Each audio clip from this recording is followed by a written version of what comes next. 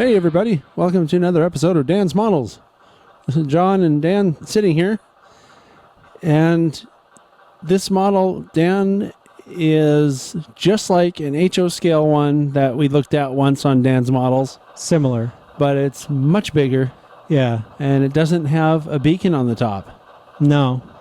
It's a Bachmann 45 tonner, but this is a G scale version, or actually supposedly 1 to 20.3 scale. I don't believe it. I saw this next to the 1 to 20.3s, and it looks too big. Well, I think maybe what it is that it's actually a standard gauge engine that they just put narrow gauge trucks on, which would explain why it's so much bigger. Yeah. Because it's also, it's wider and taller. Yep.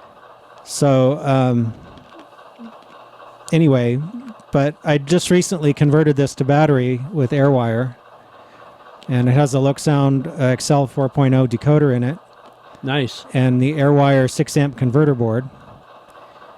And so basically what I did is there's a battery in one end under one of these hoods, and on the other hood is the decoder and the receiver and all that stuff. Oh, I see. And the speaker's actually down in the little tanks area on the bottom. Did it have an area cut out for that, or it did have a hole for it, and I was able to fit basically a 2-inch speaker with a really deep bass cone. Oh, that's why it sounds so good. Yeah, it sounds pretty good.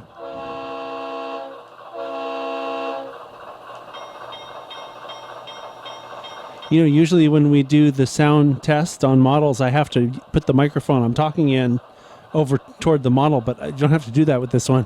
Yeah. It's loud enough. Yeah. So, anyway, I did a couple things to it. I added this horn casting, which is from Ozark Miniatures. It's a Leslie horn. I ended up sort of screwing up one of the bells, so I had to shorten it a little. I think if I ever have a lathe, I may turn new bells from brass or something. Yeah. Because I wasn't too happy with these. They were white metal castings, and they were really hard to work with and very brittle. Oh. So surprised they didn't make it out of brass. Yeah, it would have been better. I also added the little conduit with some bent wire, because it originally had a little single chime horn down here. So just as if it were a prototype engine where they changed the horn, I put the conduit from the original horn location up to the new horn. Yeah. Do you know what's funny? I just want to make this observation. I'm looking at the windshield wiper on this side, right, closer to the camera, and it doesn't seem like it should be so hard to have a windshield wiper that looks to scale in G scale. Yeah. But that just looks like a clunky, junky thing. Yeah. Yeah, those are stock. I didn't change, other than adding the horn, I didn't really change the appearance too much. I did use some alphabet decals to put the TNSG 45 on the sides of the cab. Yeah. Which is coincidentally the same number I have on my HO scale 45 tonner. Uh-oh. But that one doesn't say TNSG on it. It just says 45. Oh, well, we can change that. Yeah. So how do we know if this is the front or the back? Oh, well, I actually added little F decals. Oh, did you?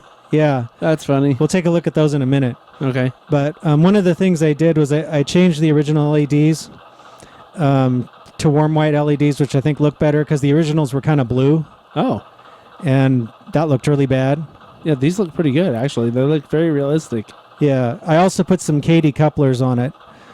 So I had to do a little bit of finagling with an adapter plate and thing because there's actually a hole here in the pilot. Yeah. So I had to kind of tweak it a little to get the couplers to fit, but I got them on there. Yeah, it looks good.